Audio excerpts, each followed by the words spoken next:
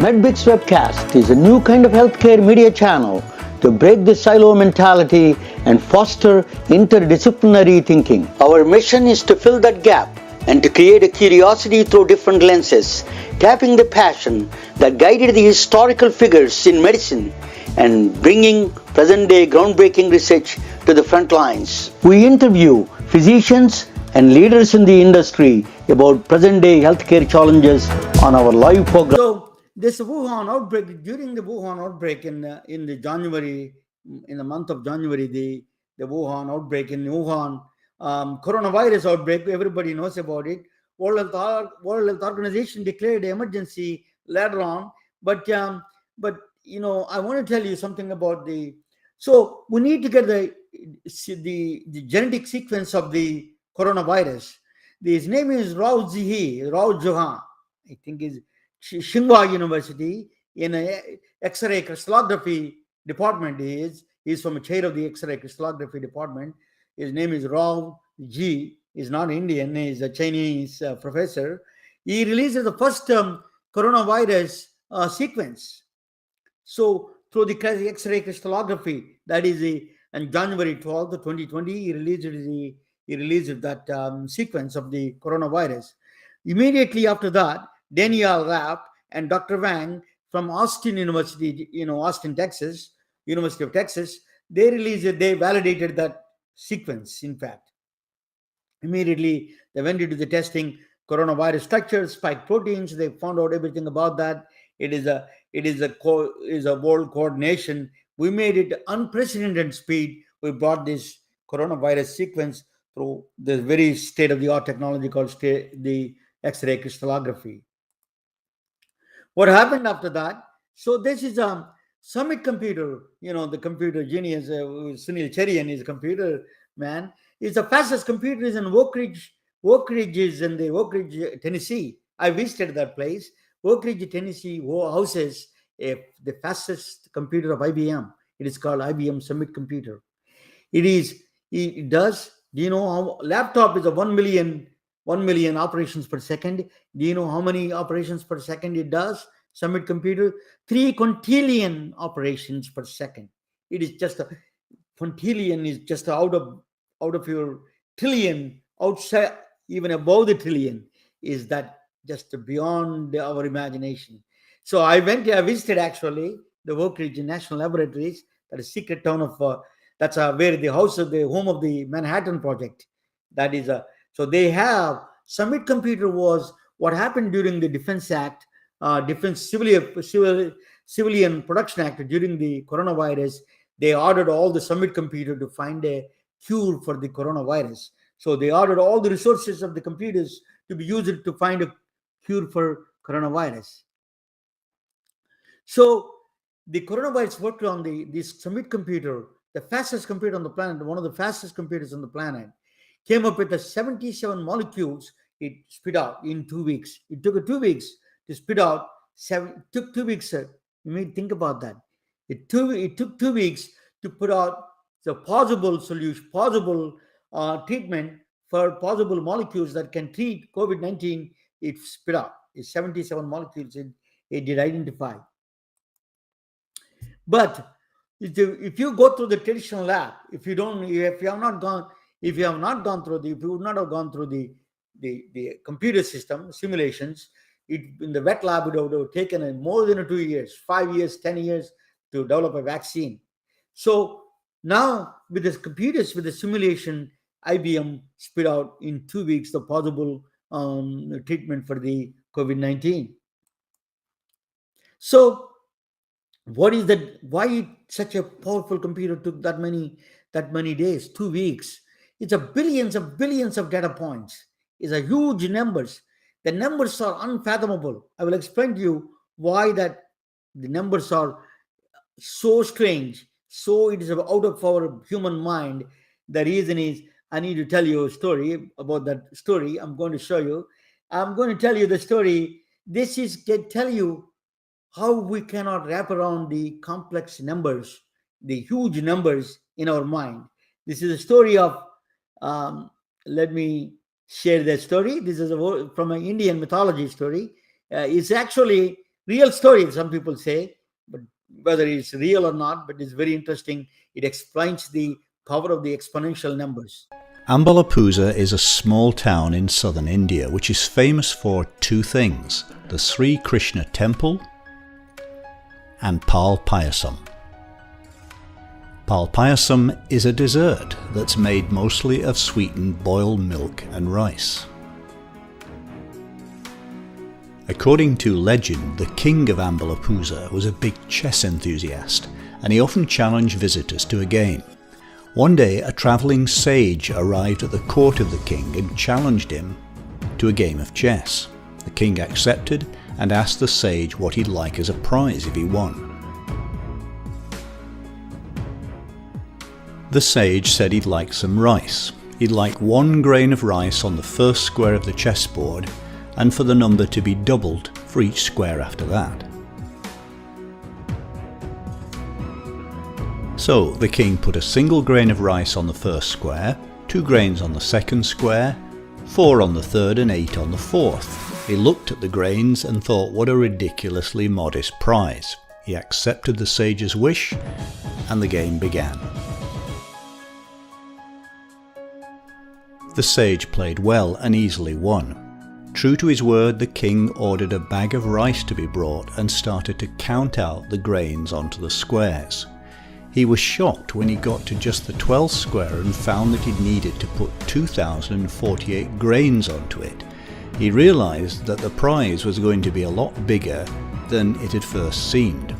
After a long calculation, he figured out that for the 30th square, he'd need about 536 million grains. By the 40th square, he'd need about 550 billion grains of rice, and for the last square, the 64th, he'd have to count out a staggering 9,220,000 trillion grains. Altogether, he'd have to give the sage about 18,500,000 trillion grains.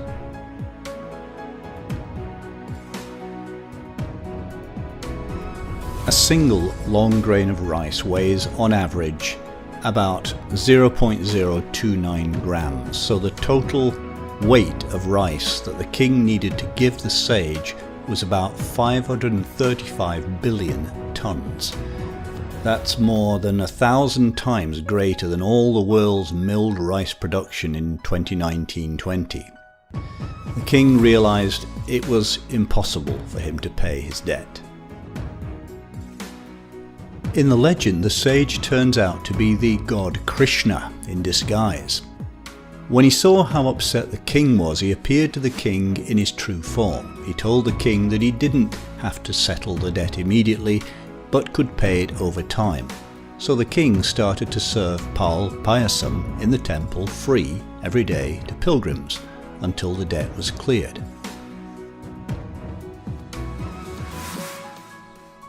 In mathematics, this kind of growth is described as exponential, and as we've seen, it can give rise to large numbers very quickly.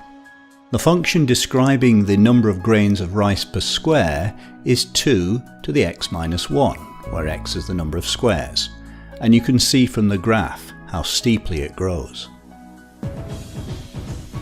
So remember the legend of Ambalapooza, and if you're ever in town, don't forget to visit the temple for your free bowl of rice.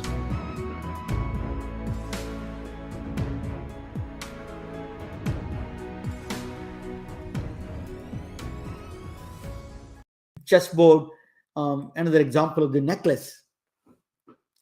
If you wear a necklace, if your wife and you went to the parties and wear a necklace, okay, and then you come back from the party, you drop the necklace in the jewelry box. I hope you join, and sorry about this, and I'm extremely sorry about that. I went through almost 4 or 5 pages, 4 or 5 slides, but that's why I came back. If this but it is worth listening to this power of the Ramanujan in the healthcare, how the guy who died 150 years ago, who profoundly influencing healthcare. That's important. That's what I want to talk with you about that. So the necklace, when you fold the necklace and then you and your wife went to a nice party, came back, and then she dropped the pearls in the jewelry box. The way it falls, the pattern it falls, you want to get back the same pattern. If she does every day for the next 1 billion years, she wouldn't get back in half the way. Is that difficult? The pattern looks so simple to us. Our human mind cannot fathom these numbers. Protein folding, for example, spike protein mutations. The protein folding is that complex. It looks like a parallel folding almost. It's a million times more complex. So think about that. The numbers are unbelievably big numbers. So 20 amino acids, life in numbers. I'm going to talk about life in numbers. 20 amino acids. Amino acids are the building blocks of the proteins. So 20 amino acids create huge number of life that creates the diversity. For example, if you take 20, they are the proteins, they create the proteins. The proteins are the coolies of our body. They do all the functions. So 20 to the power of 100, different locations, if you put them in 20 to the power of 100, think about the number that you see up there. It is a mind-boggling number. It is the number of the atoms in all the universe together, the visible universe. It is exceeds this 20 to the power of 100 can exceed that number. Is that big number? So the diversity of life, you understand the diversity of life. The reason is that powerfully that you see the diversity of life. That can you can imagine now what kind of a diversity, complexity come out of the 20 amino acids. So death in numbers, you saw all the people are dead, 7 million people dead, then 100 billion people died since the beginning of human civilization, maybe more. So it is a numbers are all humongous. We have to understand the death also along with the life. Life and death go together in that sense. So we have to kill the coronavirus. How do you they are in trillions, millions, billions. So you have to understand the numbers very well. So, but one man, never afraid of the big numbers, his name is the man who knew infinity. His name is Srinivasa Ramanujan. He loved numbers. In 1887, he was born in 1887 in the part of Tamil Nadu, India, and he died in 1920. It's a very short life. But he loved numbers. He was born in a village, the small place, the home of gods and goddesses. That is the home he lived in when he was when he was studying. That he has no running water, no electricity, no running water, but he was writing all those things on the slate and the piece of papers.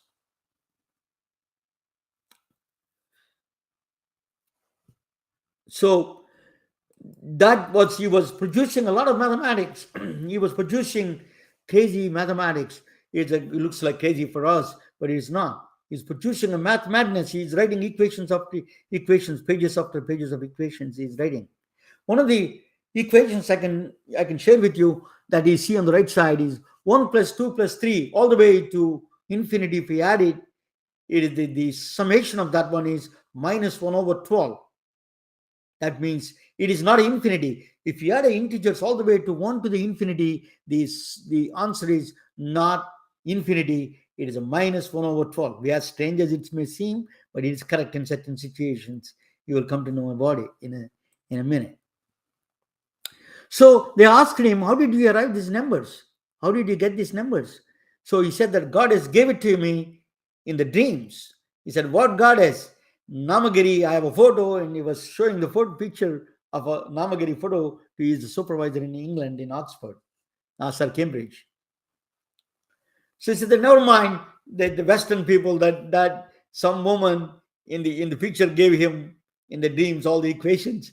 It is out of their thinking. Is all these Western logic minds. They never mind. Sorry, we asked you, and they left. So, but listen to wait until what these greatest minds said about him. Let me say that. So Michio Kaku said that. Michio Kaku says of Ramanujan, Srinivasa Ramanujan was the strangest man in all of mathematics, probably in the entire history of science. He has been compared to bursting supernovae, illuminating the darkest, most profound corners of mathematics. The Freeman Dyson, the Ramanujan had some sort of magic tricks that we don't understand, says late Freeman Dyson of the Institute for Advanced Study from Princeton University, where Albert Einstein was a professor. The founder of Facebook, Mark Zuckerberg, about Ramanujan, with a partial math book, he did entire modern mathematics and moved the field forward. Just think if he had access to the internet. You didn't forget about technology. Ken Bono, professor of mathematics at the Emory University in Atlanta, who studied Ramanujan papers in detail, says Ramanujan's work in mathematics is the epitome of intuition. For a brief window of time, 5 years, he lit the world of math on fire. G.H. Hardy, the well-respected professor of mathematics at Cambridge and the direct supervisor of the Ramanujan, said, the most satisfying thing in my life was meeting my student Ramanujan. Think about it. A professor is telling his most satisfying thing about meeting is his student. So you understand what the glory of him, what the people set up. So you heard about life in numbers, right? We talked about death in numbers, but I said that God in numbers. What is it? God comes to anything to do with here. We need a God to explain understanding of the numbers a little bit more. Sorry, that's a little bit of a story. It's nothing to do with the religion. A story will explain to you much easier to. There is a Hindu, in the Hindu religion, is one of the epic, called epic Mahabharata, is there's a two factions. They're cousins actually. They're fighting for the land and the kingdom. There's a Pandavas and Kauravas, the two factions, opposing factions. Pandavas supposed to be good guys, Kauravas are bad guys, but they're all cousins in a way, strangest way. This is so in the battle of Kurukshetra, they went to war. In the battle of Kurukshetra, the Lord Krishna is the Lord God for a Hindu. So he took the main warrior of the Pandavas, the good guys, that he said that I cannot fight my cousins. I cannot kill my teachers on the other side. They were my teachers one time. They're my cousins. They're my friends. I cannot kill them.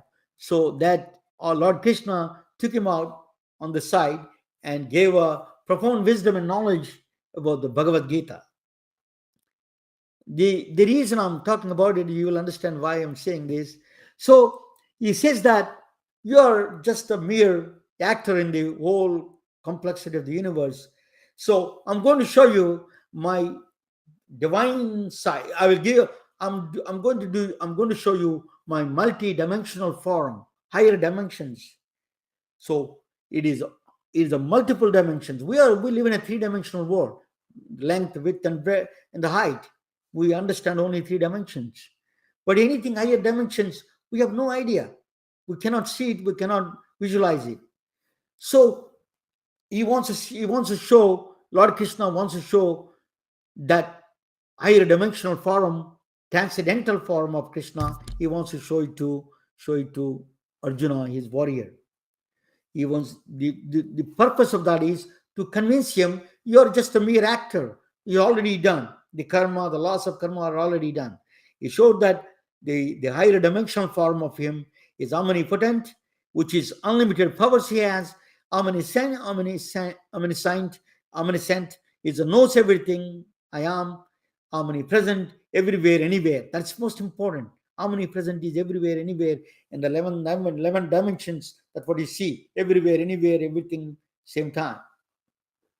The higher dimensions can give you this kind of a powers and then place invariant, time invariant things. So but you cannot see. So I'm going to bless you with a divine sight. I'm going to give you divine sight to see my transcendental form. So he blessed the Arjuna, his warrior, the divine sight. So he can show is a transcendental form. Okay. So that's the only way, that is the way that you could able to see higher dimensional form of Krishna. In that sense, it's in this one past and present.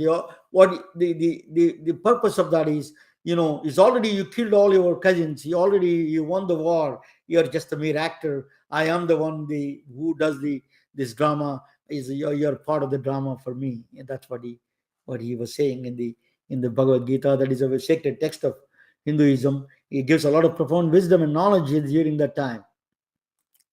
So, but anyway, so the if that's that multi-dimensional form, I'm going to talk about physics a little bit about it. That multi-dimensions. If you take a matter and you go further, divide into molecules, molecules divided into atoms, atoms into neutrons, protons, all the fundamental particles.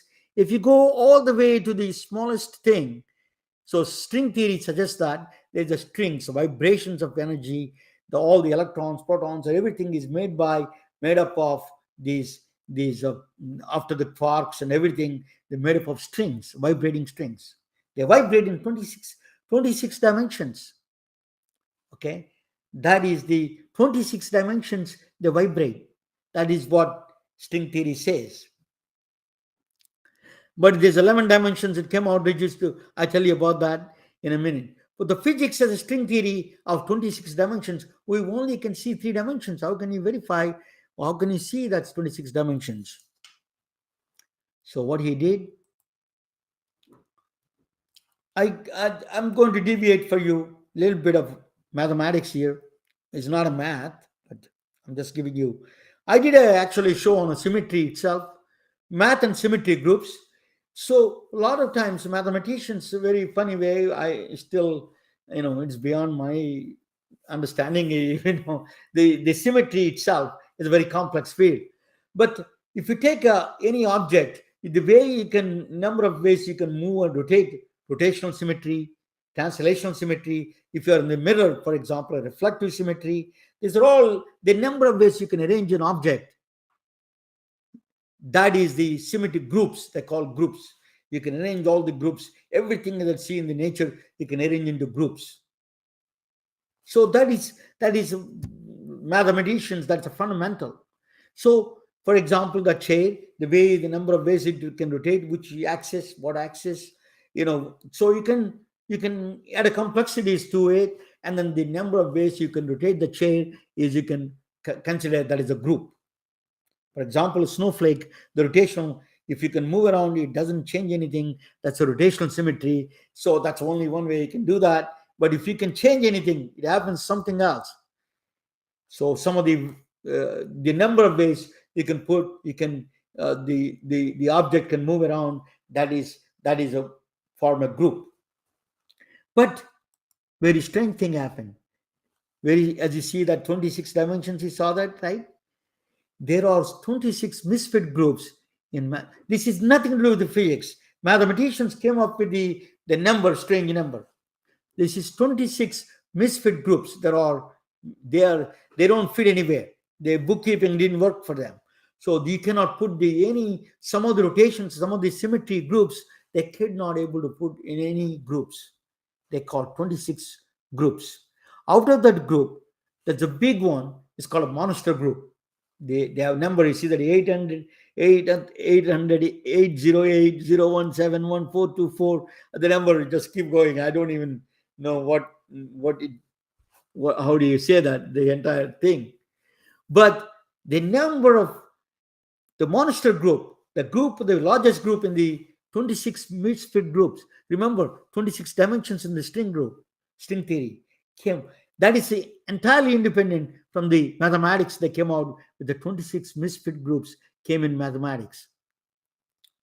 It came out mathematically 196,883 dimensions. Don't ask me why that number is, but that is in higher dimensions. The total dimensions, these monster group, the biggest group of all the 26 misfit groups came in 196,883 dimensions. Concord University, where I went to school, John Mackay's symmetry, he found out the monster group. So how do you see? We can only see three dimensions. One or two dimensions, three dimensions you see. We cannot see four, we cannot see five, we cannot see six, but we can see through mathematics. We don't have a 96,883 eyes. We don't have it. What we have is a math. Mathematics is the eyes. That's higher vision we have. That is a divine sight. The divine sight we have, that is inside is the mathematics. To see what they do, that we have a story inside. We can feel that what they look like through the mathematics. That is the divine side, is the he gave. So that's where the Ramanujan came in. It is as strange as it may be.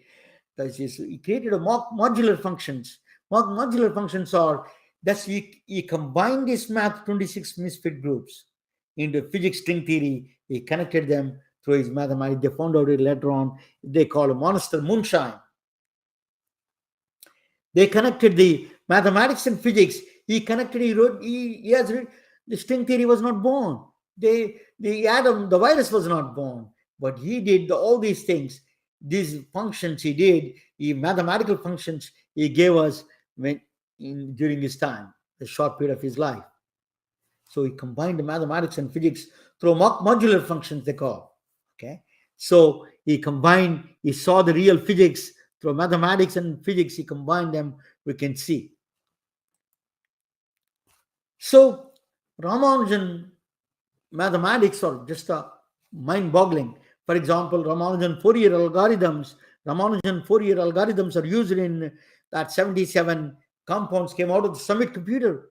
They use a fast Fourier. This Ramanujan Fourier algorithms are the best one in the microenvironment. They can do very well. So to find a treatment for the coronavirus, they have to use something like Ramanujan Fourier algorithms together. Then Ramanujan filter banks, these are all the EEG electroencephalograph to measure. We have a lot, 80 years, we didn't have much advances in the electroencephalograph, EEGs. So the EEGs, to find the EEG, the location, for example, epilepsy, you want to find out, it's very impossible where the location of these epilepsy causing cells. So Ramanujan filter banks, even they can figure it out with the weak signals. They can tell us where they are located at. So that's going to be the future of mathematics. He gave this man who died 150 years ago, gave the mathematics to us. Then black holes. Black holes are, he gave a entropy of the black hole. That is, mathematics are now working on in the Ramanujan mathematics helping black holes and entropy. And the string theory that I told you just now, 26 dimensions, 11 dimensions, all of them came out of the modular functions. He was explaining the string theory through mathematics. Microorganisms, virus, I told you how the algorithms can be used to detect the organisms, understand the organisms, the huge numbers, and find a solution and treatment for those. And if we don't know, a lot of people don't know this ATMs, sometimes they use Ramanujan mathematics. Integer partitions are very complex. To divide the division of cache is not easy. If they use integer partitions, is still that, hardware, if you have partitions in the computers, on the storage, all those things you need to use some mathematics like Fourier or Ramanujan mathematics, you got to use it to find this. So he's everywhere. He died 150 years ago, but he's there. There is a lot of people, the man who died 150 years ago, inspiring so many advances, and one of the most advanced scientists are working on his theories. One is Miranda Chang of the mathematics, the Amsterdam, professor of University of Amsterdam. She's also part of the French Paris group. And then Shemit Kachru is from Stanford, whom I met. Happened to meet him. Glad to meet him. He's also working on this Ramanujan Monster Moonshine groups. And then another one is Manjul Bhargav. I also met him. Happened to meet him. If you want to know the story, I'll tell you the story later on. But I bumped into him in Starbucks, and then I didn't know that he looked like a student in high school dropout, and he won the field medal actually. So Manjul Bhargav is from Princeton University, professor. John Duncan from Atlanta, where I'm from. So these are all, they are working, the most advanced minds are working on Ramanujan's equations. So, incredible mind of Srinivasa Ramanujan, youngest to induct into the Royal Society of Fellow, where the Newton was a fellow.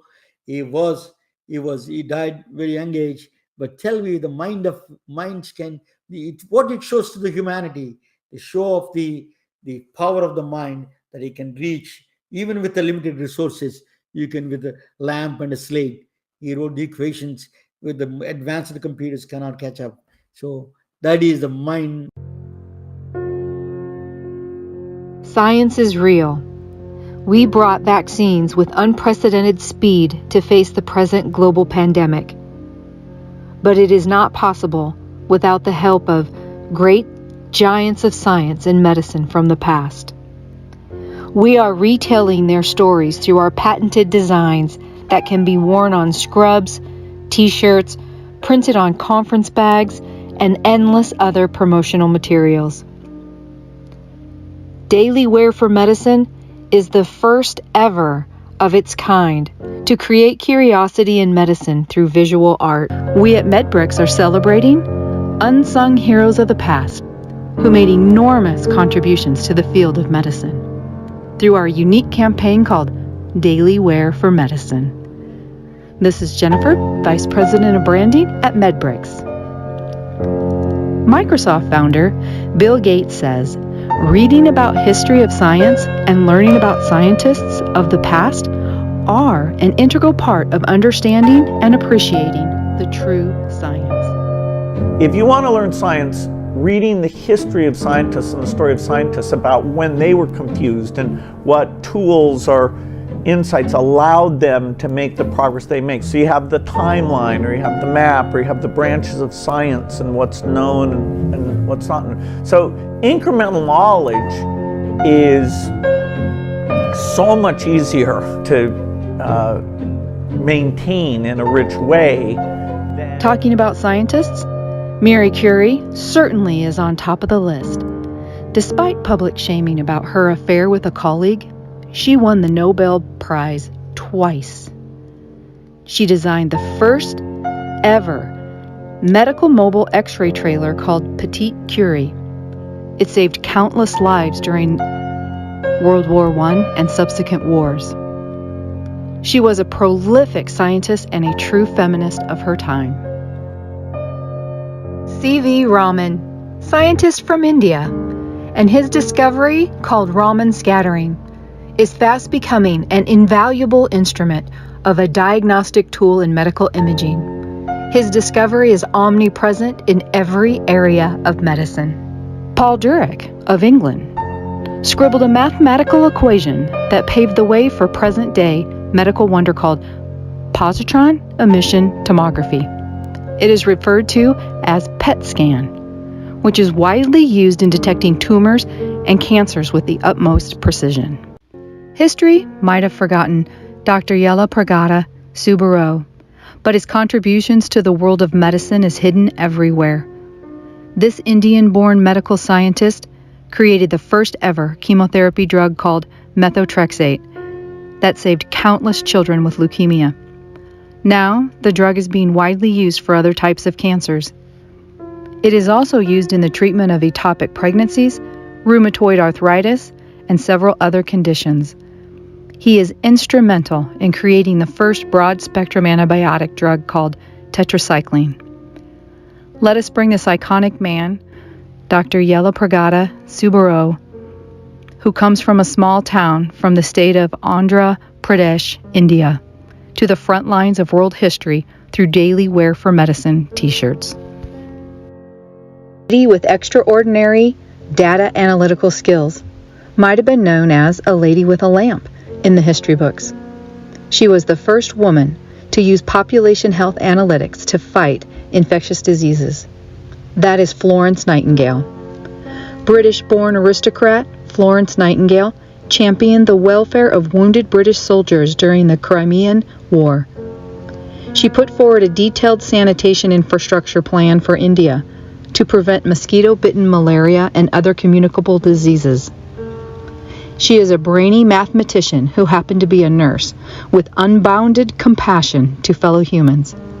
We at Daily Wear for Medicine honor Florence Nightingale through this t-shirt representing every nurse and nursing student following their footsteps of the Nightingale Pledge. We at MedBricks are bringing these remarkable stories through visual art with our patented designs called Daily Wear for Medicine. T-shirts, conference bags, and other forms of merchandise are available through popular online networks. Creating visual art is one of the defining characteristics of the human species. We hope it creates awareness and reiterates confidence in the field of medicine, particularly in times of crisis we are in. We hope you join us in this journey in paying tribute to the contributions made by scientists and physicians alike. Thank you for watching. You can wear it, carry it, and give it.